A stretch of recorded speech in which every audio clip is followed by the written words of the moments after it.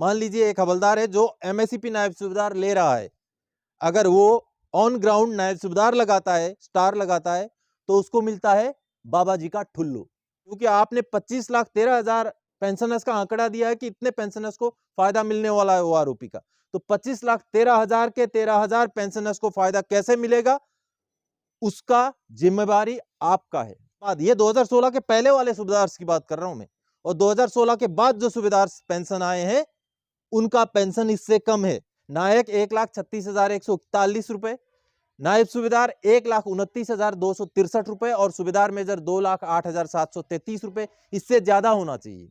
नमस्कार, वंदे मातरम। दोस्तों, स्वागत है आप सबका सैनिक पाठशाला में।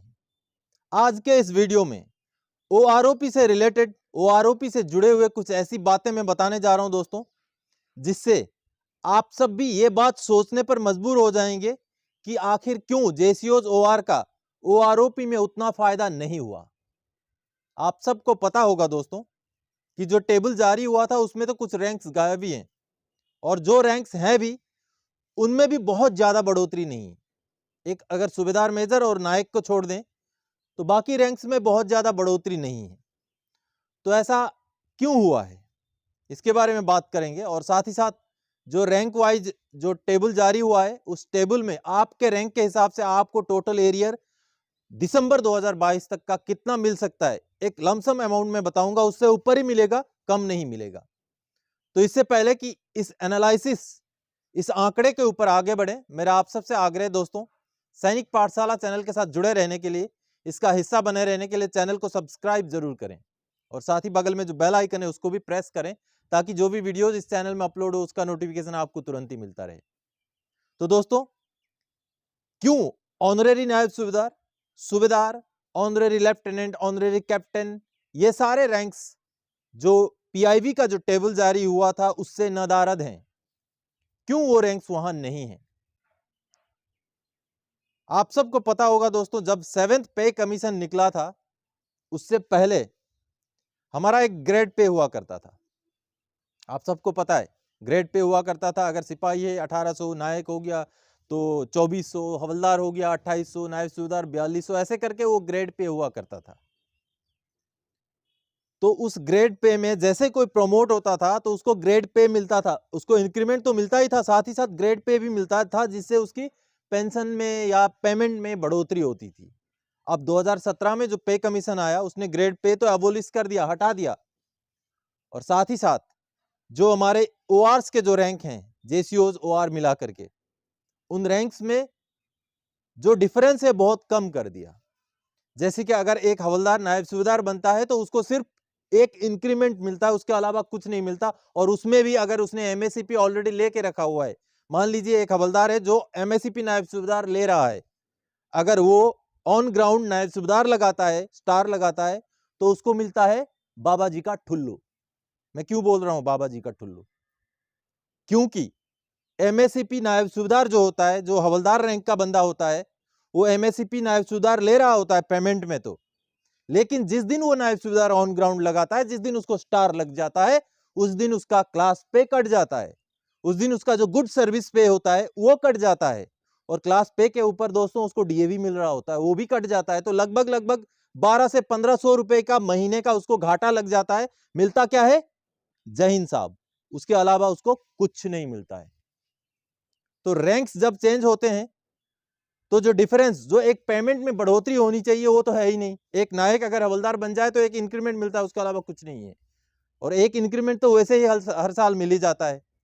उसमें भी अगर आप ओपीटी फिक्सेशन, आपका ऑप्शन फिक्सेशन अगर सही से नहीं करेंगे तो आपका प्रमोशन वाला आपको मिल जाएगा, इंक्रीमेंट अगला एनुअल इंक्रीमेंट आपको नहीं मिलेगा। अगर आपको पता नहीं है, आप सही सही ऑप्शन नहीं सिलेक्ट करेंगे तब। तो साल में एक बढ़ोतरी और साथ साथ प्रमोशन की बढ़ोतरी जब इकट्ठा होती है तो उसमें एक आपका मारा ही चला जाएगा, अगर आप सही ऑप्शन सिलेक्ट नहीं करेंगे तो मेरा कहने का मतलब है 7th पे कमीशन के बाद जो है रैंकों में जो है, मैं जेसीओज ओआर की बात कर रहा हूं, रैंकों में जो है डिफरेंसेस पेमेंट के लिहाज से बहुत कम हो गया। तभी तो आप सोच के देखिए, 2016 से पहले जो सूबेदार थे, या जिनका अभी इस टेबल में जो जिन रैंक का मेंशन नहीं है, किस लिए मेंशन नहीं है आप सबको पता है? क्योंकि 2016 से पहले जो ओआरओपी में जो निकला था आंकड़ा, सूबेदार 28 साल वाले सूबेदार का जो ओआरओपी के हिसाब से जो बढ़ोतरी हुई है, उसका सूबेदार की जो बढ़ोतरी हुई है वो 31,529 रुपए, जो 28 साल वाले, 30 साल वाले का 32,613 रुपए।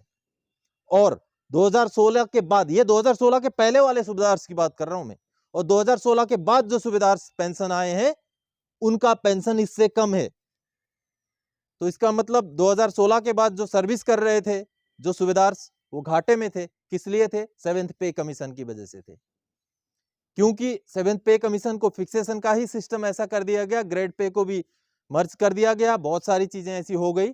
और फिक्सेशन का जो आपको पता ही है 2.57 का फॉर्मूला लगाया गया, उस टाइम में कितना डीए बना था, डीए को 13% से शुरू किया गया, बहुत सारी बातें हैं, जिससे कि 2016 वाला पे कमीशन के बाद में सर्विस करने वाले लोग जो है कहीं ना कहीं फाइनेंशियली नुकसान में रहे, जिसका पता अभी चल रहा है। जब ये टेबल निकली है तब जाकर के ये पता चल गया दोस्तों कि हाँ, 2016 के बाद जिन्होंने सर्विस किया है वो घाटे में है।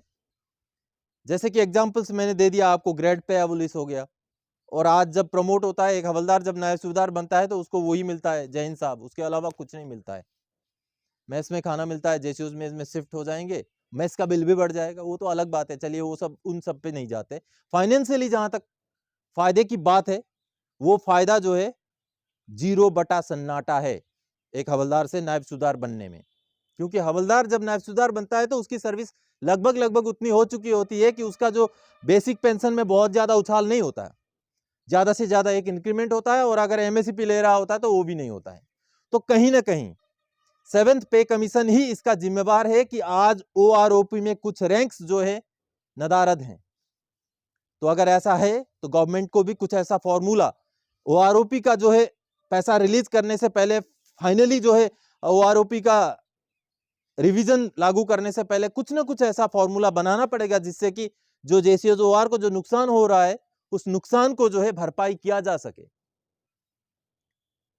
तो आप सब भी अभी समझ गए होंगे दोस्तों कि जेसीओ जो टेबल जो जारी हुआ था पीआईवी का जो 23 दिसंबर को, उसमें सूबेदार रैंक क्यों नहीं है, honorary captain, honorary lieutenant rank क्यों नहीं है? क्योंकि उनका पुराना ही पेंशन जो 2016 से पहले जो, या 2016 में जो रिवाइज हुआ, उसमें जो बना है पेंशन, वो आज के 2018 के पेंशनर से वो ज्यादा है।